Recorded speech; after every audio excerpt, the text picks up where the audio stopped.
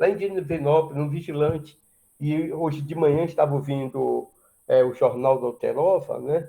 E falando, aí chamou um psicanalista, um psicólogo, que nós precisamos educar nossos filhos.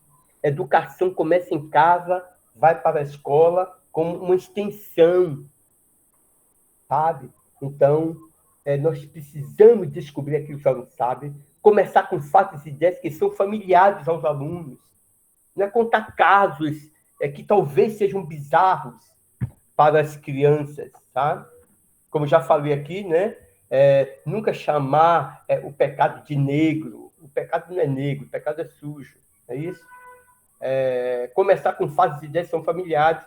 Uso de ilustrações é muito bom, fazer uso de ilustrações para que as crianças, né? Pastor, A gente vê, aprende também, viu? Vendo, aprende. Eu aprendi a operar um equipamento com um canadense, quando eu fui aprender a falar inglês, me interessei, por quê? O canadense está lá me colocado para eu aprender com ele, eu não sabia inglês, confesso, não sabia. E ele falando, puxa, eu só visualizando o que ele fazia, como ele fazia, eu olhava só os movimentos da mão dele e percepção, sabe? Então, uso de ilustrações, hoje temos data show, hoje temos, né, como falou a semana passada aí, né, a pastora Luciana colocou, né? Até me esqueci novamente o nome, né? A ilustração deve acontecer, a ilustração deve interessar o aluno e estar relacionada à sua experiência. As ilustrações devem ter uma relação real com a lição, viu, irmão?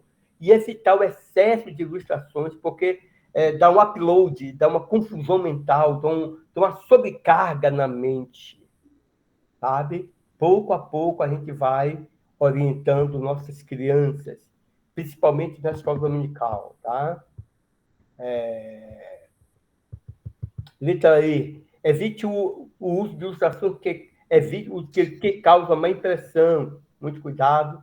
Evite ilustração que possa sugerir mais ideias. Também ter muito cuidado. Tá? Como aplicar ilustrações? Cite a ilustração e aplique a verdade. Né? Mostre uma ilustração e aplique, ensine, oriente, mostre como é que é. Tá? Cite a verdade e aplique a ilustração. Faça o oposto, mas aplique.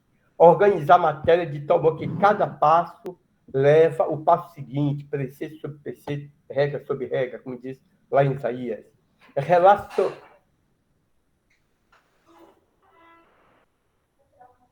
Ah, pode. Tomei até susto. Um minutinho só. Um minutinho só. Relacionar a nova lição anterior, dar como eu estou fazendo aqui, estou fazendo um apanhado do que foi falado para que nós possamos continuar, né? Levar em conta o desenvolvimento mental do aluno, isso é muito interessante. Psicólogos da educação investiram nisso, viu, irmão? No início do século XX, século XIX e a seguir. Além do processo de ensino, ensinar é despertar a mente do aluno para captar e reter ideias. Por isso que nós. Um minutinho só. Né? Vai ser que eu fiz.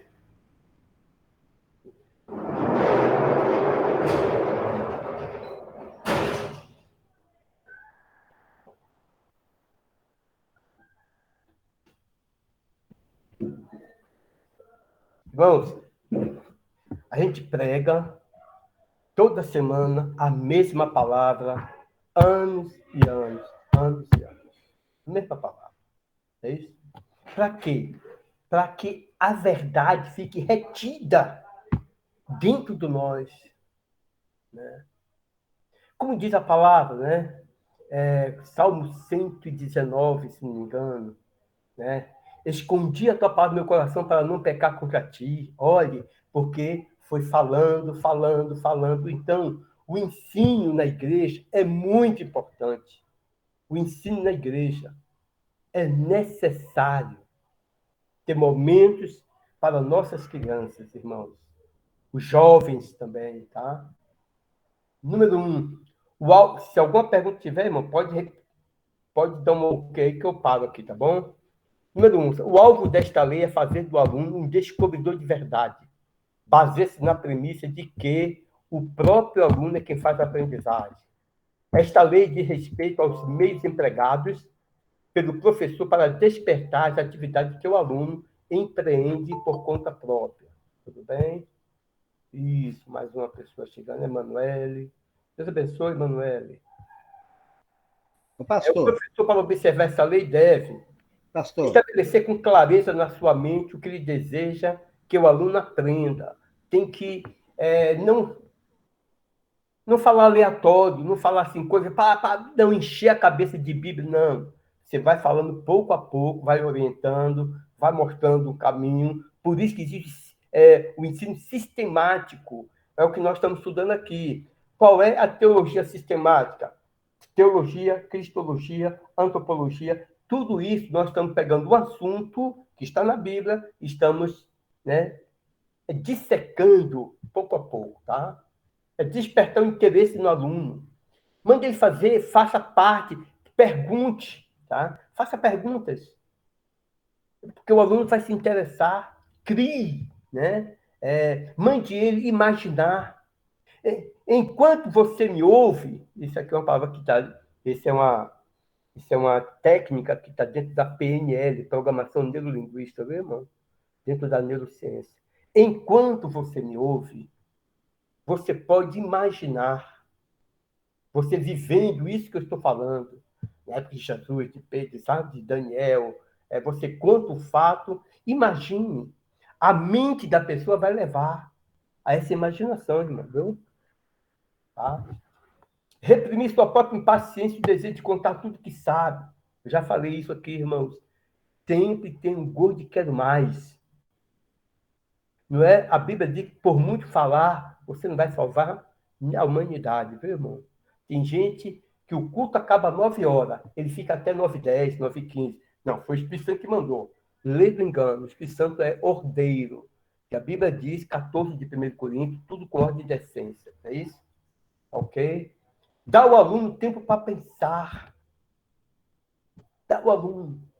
Faça a pergunta e deixe ele fazer uma introspecção, né? Uma reflexão. Muito interessante quando a gente começa a colocar curiosidade no aluno, tá ok? O professor deve fazer o aluno pensar. É muito provável que ele não saiba como estudar e pesquisar. Reformular perguntas que antes não receberam resposta. Faça de outra forma, mas faça, né? Ensinar o aluno a pensar mediante as perguntas, né? 5 Ws e 2 H, né? Por quê, como, onde, quando e por quem. É isso? Muito bem. Ouço, esqueço. Vejo e guardo na memória. Faço e compreendo. Aí agora começando, né? Fazendo essa revisão para nós agora começar a partir de agora, ok? Ouço, esqueço. Vejo, olho a ilustração, aos PowerPoint, aos cartazes. Faço e compreendo. Deixa a criança fazer. Uma das técnicas que a gente está trabalhando aqui é a técnica de fazer as crianças fazer desenho. A gente descobre a personalidade da criança através daquilo que ela escreve. Através de desenho, interessante. Tá? Uma certa vez, teve uma criança aqui que eu mandei ele desenhar o pai e a mãe. Eu dei uma folha, você vai desenhar seu pai, e dei outra folha em branco, você vai desenhar sua mãe, e coloca uma frase. Ele desenhou o pai, bonitão, tá? Como criança, né? Até hoje está aí, guardado. E não desenhou a mãe. E estavam ausentes, fica sozinho comigo. A primeira consulta, eles vêm, conversam. E depois, a segunda, ele fica comigo sozinho. E aí, o que aconteceu? Ué, por que você não desenhou sua mãe? Ah, porque ela briga comigo todo dia, ela me bate sem motivo, ela faz isso, faz isso, faz isso. Faz isso. Você gosta de sua mãe? Não gosto, não. E eu comecei a trabalhar com essa criança, mostrando a ela que a mãe dessa criança, né, é uma boa pessoa, e comecei a mostrar aquilo que ele não via na mãe. E a outra semana, então, eu comecei, peguei todos os desenhos dele, tudo, comecei a analisar, e eu peguei, e sábado seguinte, quando ele veio, eu mandei ele desenhar novamente. O pai, desenhei o pai, e agora desenhou a mãe, e botou uma frase: mamãe, eu te amo. Nesse ínter, eu chamei a mãe e perguntei como é que era o tratamento dela com o filho. Ah, eu sou mãe protetora, super protetora, demais. Ah, tá.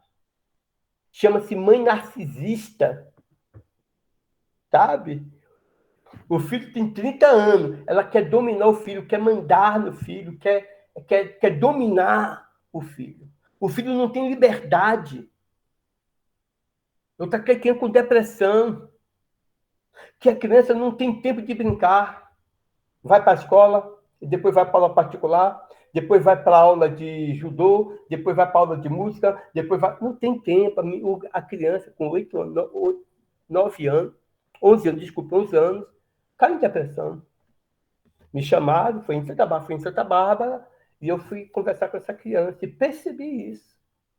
E hoje mudou a situação, tá? Tá da mãe também. Então, nós temos que ter muito cuidado com nossos filhos, tá? Muito cuidado. Converse com seus filhos, seja companheiro, não seja somente pai, não seja somente mãe, seja amigos deles, tá? Eles estão em um processo e precisa de nós como pais e também como professores, pastores, viu? Que eles vejam nós, vocês também, né? Que eles vejam nós como uma referência, tá bom?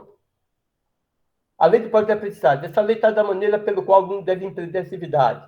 O aluno observa esta lei enquanto orienta a sua própria aprendizagem deve. Também o aluno tem suas obrigações, não é isso? Então, o que é que o aluno deve fazer o quê? Formar uma ideia clara daquilo que está sendo estudado. Tá? Procurar expressá-la com as suas próprias palavras. Pergunte e veja o que está dentro daquela criança. Cultivar o hábito da pesquisa. Gente, eu aprendi uma frase muito interessante. Se você não gosta de ler, leia até gostar. Sabe? Isso eu tenho feito com muita paciência. Né? Eu até estava falando para a Cida essa semana que eu queria para a faculdade, né? Muita coisa. Cada mês, um livro de 200 páginas tem que ler para fazer análise. E eu queria parar, mas eu comecei a ver o meu propósito. Então, eu vou continuar, tá? Vou continuar. Então, hábito de pesquisa. Vocês, seminaristas, não fique só nessa apostila. Faça pesquisa. Leiam livros. Peguem livros e comece a ler. Tá? Busque. Vocês precisam buscar crescimento. Tá ok? Buscar crescimento. Lei da revisão. Para completar, testar e confirmar a obra de ensino, deve haver revisão e aplicação. Aplique a aula. Aplicação, por exemplo, na aula de homilética, nós temos isso aqui, tá? Você ministra a palavra e você aplica a palavra. Por exemplo, eu gosto de pregar assim, eu leio um versículo e já faço a aplicação, sabe? Tem gente que lê o texto todo, faz uma ilustração e depois faz a aplicação no final. Mas tem outros pastores, obreiros, que são pregadores que pregam já fazendo a aplicação de cada item que ele está pregando. Vamos aprender isso na aula de homilética, ok? É o preparo da lição. Dificilmente existe um professor que nunca tenha tomado essa resolução. Vou preparar a lição para o domingo que vem.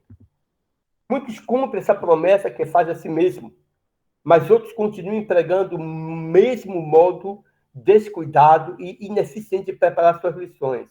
O resultado do seu trabalho testificam qual a maneira do seu trabalho. Viu, irmão? Do seu preparo. Falta de atenção na aula. Menino. Você não preparou a mensagem, não preparou a aula. Alta porcentagem de ausências. As pessoas perdem. Por isso, sempre deixa um gosto de quero mais. Tanto na pregação, essa fonte tem água, sabe? Não pegue tudo. Não. Deixe sempre um gosto de quero mais. Eu vou ver se eu coloco hoje aqui para vocês, na segunda parte, após o intervalo, uma pregação. Vocês podem rir, podem chorar, mas você vai ver um tipo de pregação sem contexto, sem objetivo, sem meta. Então, quando você for pregar, quando for dar uma aula, ensinar para uma criança, para um grupo, na igreja, mesmo no ciclo de oração, mesmo num culto à tarde, mesmo numa reunião de pastores, de obreiros, de senhoras, você tenha foco, objetivo. Qual o objetivo que eu vou falar hoje isso aqui? Qual o objetivo? Eu tenho que ter objetivo, né, irmão? Tá? Falta de conversões a Cristo, inexistência de crescimento e desenvolvimento do aluno nas coisas espirituais. Nós precisamos levar a igreja a amadurecer, ou seja, como um todo, sabe? Que haja interesse de participar de um louvor, que haja interesse de participar de uma escola dominical, de um culto à tarde, de um culto à noite, que haja interesse de se envolver na obra de Deus, sabe? Pastor tem... Irmão, a obra de Deus tem espaço para todo mundo. Eu aprendi isso. É uma realidade. Tá? As pessoas querem saber mais sobre a Bíblia, mas ninguém quer ser censurado, né, durante 30 minutos numa sala de aula. Deixe perguntar, pastor, o que é isso? Irmão, o que é isso? Professor, o que é isso? Deixe perguntar. Quanto mais perguntam, mais nós temos bagagem, irmão. Eu até fico assim, nossa, será que o povo está gostando? Tem que perguntar, sabe? Entende? Portanto, compete ao professor descobrir uma maneira agradável de transmitir assunto da lição. Estes são defeitos que revelam claramente algumas falhas, na qual vamos ver agora, tá? A fim de corrigir, o professor deve preparar através da oração. Marcos 1:31, Lucas 5:16. Oração seria o poder do ensino.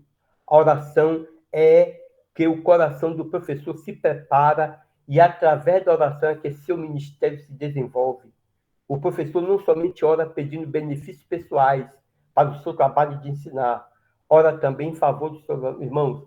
Como pastor, eu não tenho tempo de orar por todos, mas eu oro por todos. Eu não é uma oração só que eu vou orar por todos, mas eu sempre intercalo, sabe? Eu oro pela igreja de Barão, oro por aqueles mais urgentes, necessitados, oro por aqueles que estão precisando mesmo de uma intercessão, de uma ajuda. E é nós, então, na batalha mesmo de oração, tá? Ore pela sua igreja, ore pelo seu pastor, ore pela sua pastora, ore pela família do pastor, ore pela escola dominical, ore pelos cultos. O mundo espiritual está aí, irmão. Tem uma batalha terrível. Prepare-se com bastante antecedência. Alguns professores esperam até sábado à noite para começar seus preparativos. Estes são os que constantemente resolvem fazer de modo diferente, mas que raramente conseguem se modificar. Ah, vou deixar para amanhã. Amanhã eu vejo. Não, irmão. Comece logo. Segunda-feira já pega uma parte, começa a ler um bocadinho. Terça-feira, aí quarta, quinta, sábado, domingo você já está afiado, né? O preparo de cada lição deve começar no início da sua respectiva semana. Assim não haverá nenhuma correria de última hora. E o professor poderá entrar confiante na sala de aula, sabendo que está devidamente preparado. Além da vantagem conquistada pelo estudo diário, há a vantagem extra da lei conhecida como lei da função cerebral subconsciente. Ok, irmão?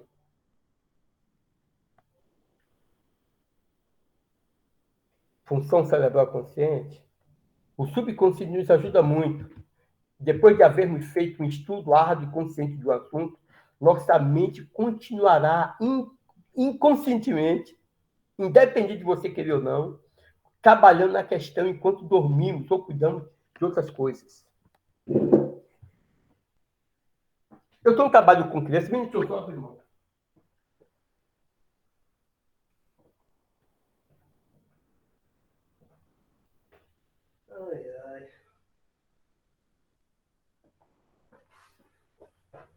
Eu estou trabalhando com criança muito interessante chamado Sleep Talk.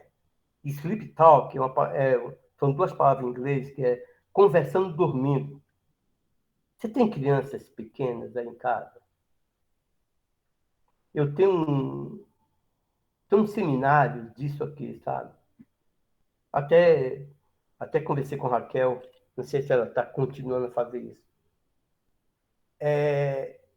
Quando você fala para a criança ou alguém que está dormindo, o subconsciente dela está recebendo tudo que você fala, mesmo bem devagarzinho, calmamente, tranquilamente. O subconsciente está. Por isso que o Salmo 84, versículo 10, fala o seguinte: eu sou o Senhor que te tirei da terra do Egito. Abre bem a tua boca e encherei. Quando nós oramos falando, a nossa mente interna, subconsciente, nós temos a mente consciente, que só tem quatro funções. Quatro funções. Memória de curto prazo. Hoje é terça-feira. Você se lembra a palavra, a primeira vez que você falou sábado de manhã? Você tem memória de curto prazo. Mas o seu subconsciente tem memória de longo prazo. Está tudo guardado ali. Está na memória, irmão. E a nossa memória não é física. Tá? Interessante isso. Então, quando você lê, por isso que é bom, muitas vezes, ler falando. Porque o seu subconsciente vai ouvir e vai começar a gerar. Por isso que nós não podemos ficar com palavras, irmãs, negativas. Ah, não vai dar certo. O seu subconsciente vai gerar isso e não vai dar certo. Não vai dar certo. Interessante isso, viu? Então, o Sleep Talk é isso aí. Você vai fazer um processo com seu filho durante um mês, 15 dias, um mês, e você vai falando com ele durante o sono dele. E vai eliminando, desensibilizando, ressignificando a mente daquela criança. Se ele tem fobia, já tratei aqui de criança com medo de palhaço, com medo de alguns personagens de desenhos ali. Tá? Já tratei. Acabou. A criança não dormia de noite, não dormia no quarto dela, ficava com a mãe não tinha liberdade, privacidade, né, com o pai, e me procuraram, foram para o psicólogo, alguém, não, leva para o pastor Tonivaldo, ele é pastor, ele é cristão, trouxe aqui na minha casa, aqui mesmo, onde estou, e ali, com 5 vezes que ela veio aqui, acabou o problema daquela jovenzinha de 10 anos. 10 aninhos. Tá? Então, quando você está lendo diariamente, falando, você está guardando na sua memória, no seu subconsciente, tudo aquilo que você falou. E você vai se lembrar. Tá? Meu irmão, se tiver alguma pergunta, pode fazer, tá? Pode fazer essa pergunta, por favor, tá bom? Vamos lá. Preparar-se com propósito, deve anotar seus planos enquanto vai prosseguindo. O professor deve estabelecer qual é o alvo da lição, as necessidades que dos alunos terão que ser consideradas. Se você vê que tem um aluno, uma criança, que está passando, está muito triste, acuado, converse com essa criança, irmão. Converse. Talvez ela está participando inconscientemente ou longe dos problemas da casa. Talvez ela está vendo que o casal, que os pais estão brigando constantemente. Há uma possibilidade. E isso é muito sério. Irmãos, o que tem de criança tomando Ritalina ou cefalaxina, sabe? É um absurdo. Criança toma esse tipo de remédio. Não concordamos. Muitos terapeutas não concordam, irmão. Não concordamos. Pode fazer uma ressignificação. Acreditamos nisso porque temos visto isso acontecer. Sabe? Visto isso acontecer. ok? Posso uma boa biblioteca, irmão. Eu me esqueci de levar domingo o livro para a Sandra, viu? Mas eu vou levar amanhã, sexta-feira, eu deixo na igreja, ok? O professor deve ser a mãe da leitura e possui uma boa biblioteca, a fim de pesquisar e ir além do conteúdo da revista. Em nossa bibliografia, você encontrará sugestões que serão de grande ajuda para a sua vida e ministério, ok? Passos a seguir no preparo da lição. Bem, alguma pergunta? A interação entre classe e professor tem características muito próprias. Depende de vários fatores, como maturidade dos alunos, seu grau de formação, tamanho da turma e uma soma de características que podemos chamar de personalidade da classe. Nem todos os alunos têm o mesmo comportamento, mas em todas as classes há um tipo de atitude que predomina. Os especialistas costumam citar 4 grandes classes ou de grupos. O primeiro grupo é o grupo dos rebeldes. É a turma que os alunos geniosos dão o tom, mesmo que estiverem na minoria. Costuma ser barulhenta, indisciplinada e pouco produtiva. Exige do professor firmeza para impor a autoridade, paciência e muita disponibilidade para testar várias técnicas até encontrar um foco de interesse capaz de prender a atenção. Irmão, tem uns 3 ou 4 anos, uma irmã da igreja me pediu para eu dar uma palestra no colégio aqui. Fala sobre drogas. Nossa, irmão, quebrei minha cara. Eu já dei palestra em algumas escolas, aqui em Santa Bárbara, e sobre drogas, sabe? E eu fui numa escola aqui em Barão. Irmão, eu nunca vi um grupo de alunos tão frio. Tinha evangélicos, filhos de pastores e muitos filhos de traficantes, irmão. Irmão, eu queria acabar logo com aquela palestra. Eu tinha um tempo, né? Eu queria acabar logo, porque todo mundo assim, ó. O corpo fala. E quando você cruza os braços, você está se fechando para aquilo que você está ouvindo. Muitas vezes acontece isso. Nossa, eu tenho uma foto. Eu disse, meu Deus do céu, que situação. E quando eu comecei a analisar a foto, todo mundo assim, de olho para baixo. Ou seja, não me interessa isso que você está falando, sabe? Eu fiquei sem ação, tá? Ok?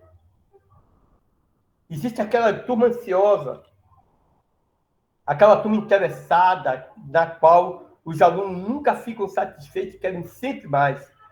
Falam muito, questionam e querem sempre mais, né? Trazem novidades, desvio do tema central. Esse tipo de turma exige do professor muito trabalho para atender suas expectativas, sem falar na rapidez de raciocínio e capacidade de improvisação. É interessante. Amém. Existe a questão a turma acomodada. É aquela turma tranquila, que faz o que é pedido, mas não sabe o desempenho médio e tem dificuldade quando se exige algo mais criativo. Dá ao professor a sensação de passar roupa com ferro frio. Tá tudo ali, uma boa. Tá tudo bem, então, obrigado. Muito obrigado. Você fala bem, professor. Cuidado com esse tipo de aluno, né? Essa técnica existe para ser estimulada de... Existe técnicas para ser estimulada de desafios que façam tomar atitude em posições mais participantes. Aqui, na igreja, aqui em Barão, as professoras já levaram para o polo esportivo. Eu me lembro um dia, eu estava Raquel, levou as crianças ali para o espaço externo entre o polo esportivo e o colégio Nossa do Rosário, aqui em Barão. As crianças ficaram ali, tá? Eu estou vendo, né? O domingo eu não pude ir para a igreja aqui, eu estava em Santa Bárbara, eu vendo assim, tirado fotos, as crianças participando, né? Eu até abri um espaço, a partir de hoje chamei as professoras, né? Falei com Raquel, papai com Kelly, Jane, para que pudesse a classe adulta acabar 5 minutos antes, para as crianças apresentarem. Isso chama-se estímulo. Precisamos estimular. Tá? Por isso que todas as pessoas da Poder de Deus que estão estudando vão estar na frente de trabalho no ano 2022 e 2023. Viu? Vão estar pregando, vão estar dirigindo o trabalho, vão estar na frente, sempre com alguém mais experiente para orientar, e a coisa acontece. É o que diz 2 Timóteo 2, 1-4. O que de mim ouviste, ensina a outros, que passe para outro, e passe para outro. Essa é a tônica do Evangelho, irmão. Ensinar e passar para frente o que você sabe. Não seja igual ao mar morto, que retém todas as águas e fica salgada. Tá ok? Tudo bem?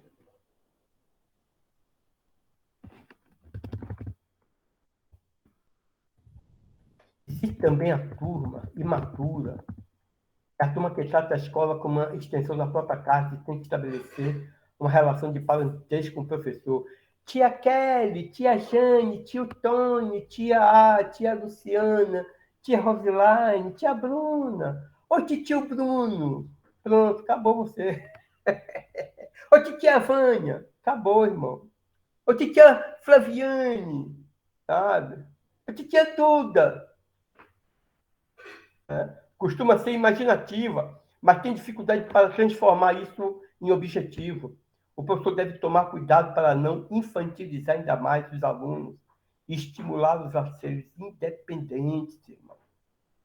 Talvez, como pastor, eu tenha errado nisso. Porque muitas vezes tem pastores que agem na igreja como pai, tá? É o pastor paternal. Então, ele tem a igreja como filhos. E ele tem dificuldade de chamar atenção à igreja. Eu vejo, talvez isso em mim, como pastor, sabe? Acredito que os irmãos que me conhecem há muitos anos sabem que eu nunca disse não no trabalho. Pastor, pode fazer. Você por quê? Eu estou estimulando ele a trabalhar, a fazer. Não com medo, se eu falar que não fazer, não. Eu já disse não. Como eu recebi não.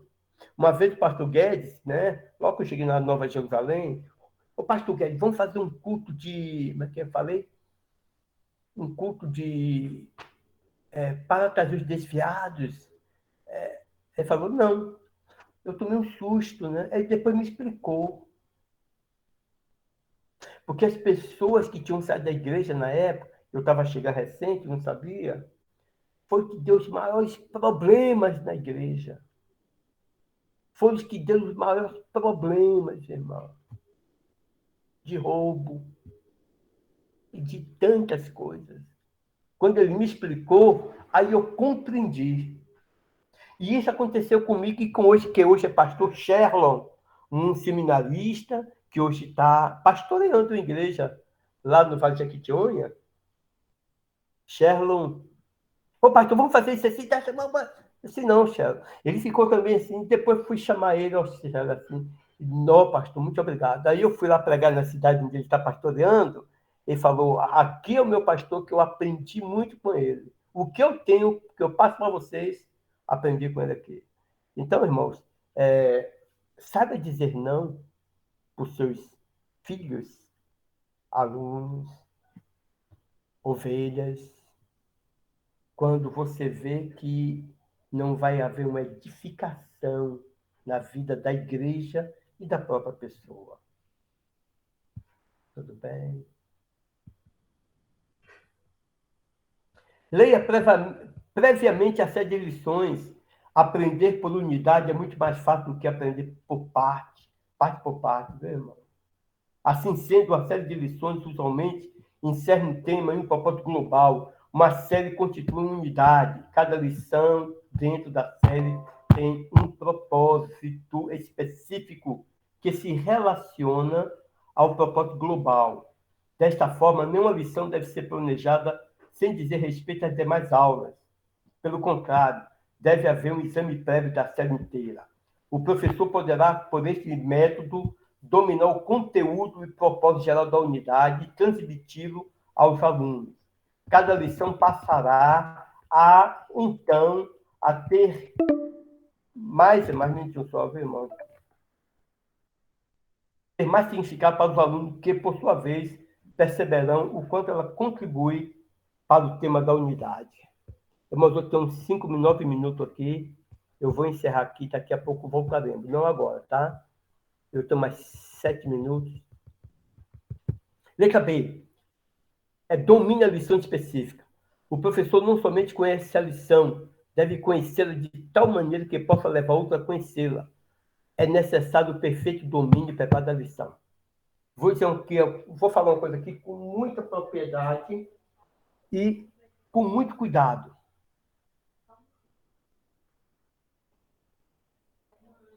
Como você soube do seu ministério de pastor e como foi esse processo? Ah, tá. Vou responder, viu, Bruno? Um minutinho só, tá? Vou responder. Domine a lição específica. O professor deve não somente ler, né? Necessário perfeito domínio para a lição. Vise um alvo com a lição. Para determinar os alvos, a espécie da lição, o professor considera as necessidades dos alunos. Você conhece a igreja? Irmão, eu conheço a igreja que eu tenho. Eu conheço quem eu tenho hoje. Qualquer pastor, aquele pastor Luciano, se ela é presidente, deve estar com a igreja ali, ela conhece as ovelhas dela. E nós precisamos conhecer as crianças que nós estamos sendo, os alunos que nós temos. Né? Tá ok? Reúne e organiza material da lição. Tá? Deixa eu responder isso aqui para a Bruna.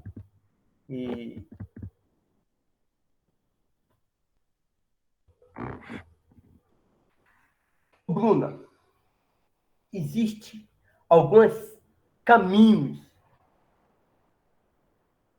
para saber se você, viu, Bruna, tem chamada para o ministério, como eu e como muitos.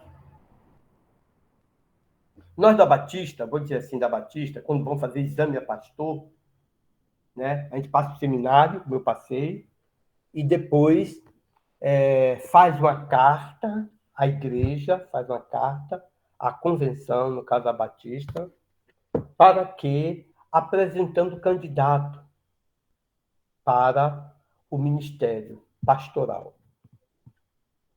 Tudo bem.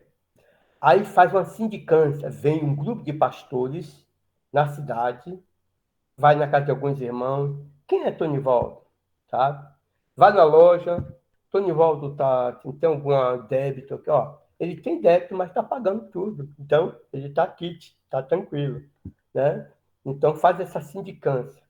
Foi aprovado na sindicância, faz o exame teológico. Você tem livros para estudar, além da Bíblia, você vai estudar alguns livros que a própria convenção passa, e você vai passar, vai estudar, e você vai naquele dia ali, horário, data marcado, você vai prestar o exame teológico de toda a teologia que você está estudando aqui, sabe? Faz pergunta, algumas matérias. Essa matéria, educação religiosa, não entra, praticamente.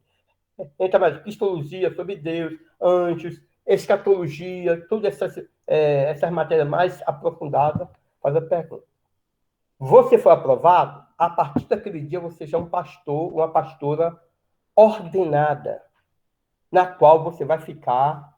Eu sei que eu não estou respondendo se você está perguntando, não. Eu só estou adiantando. Você vai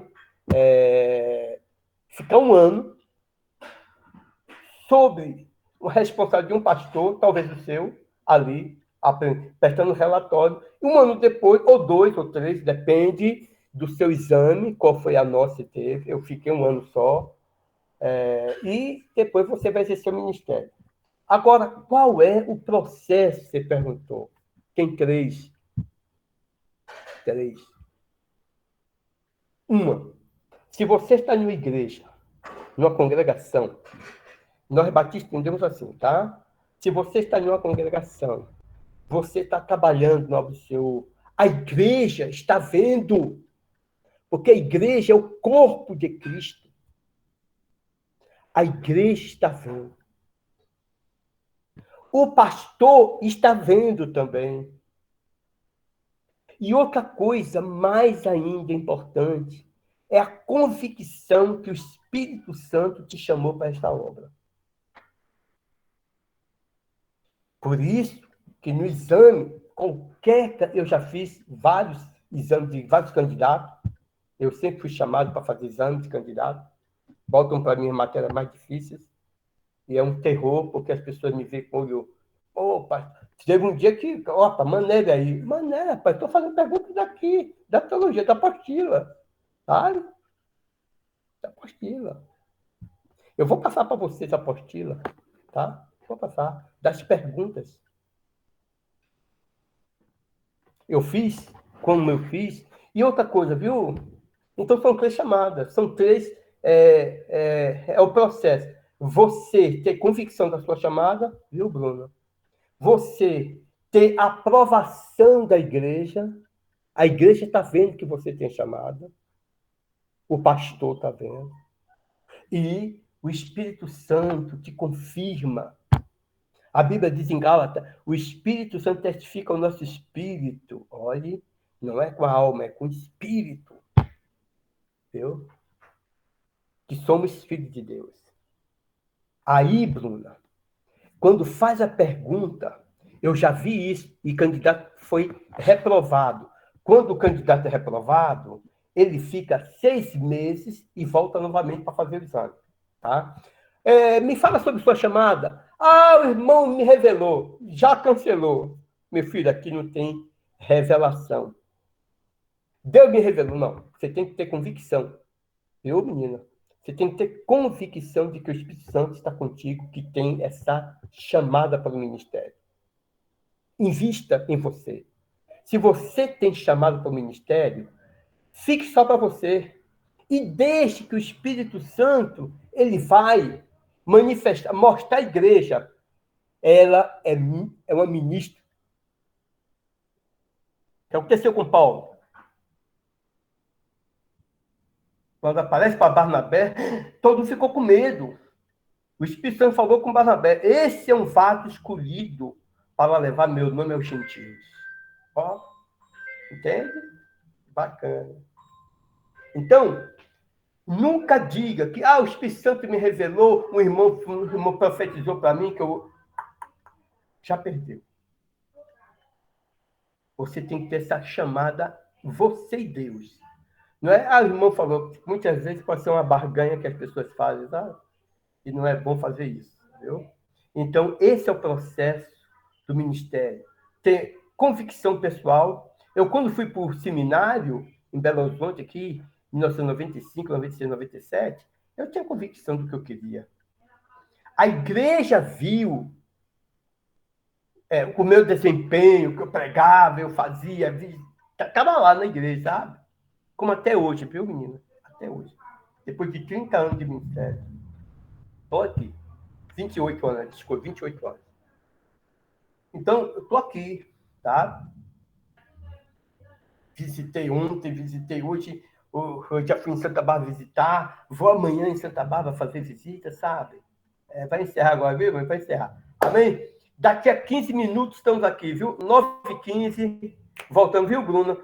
Se isso foi suficiente, se não foi, me procure no privado que a gente conversa melhor, tá bom? Um abraço, Deus abençoe. Daqui a 15 minutos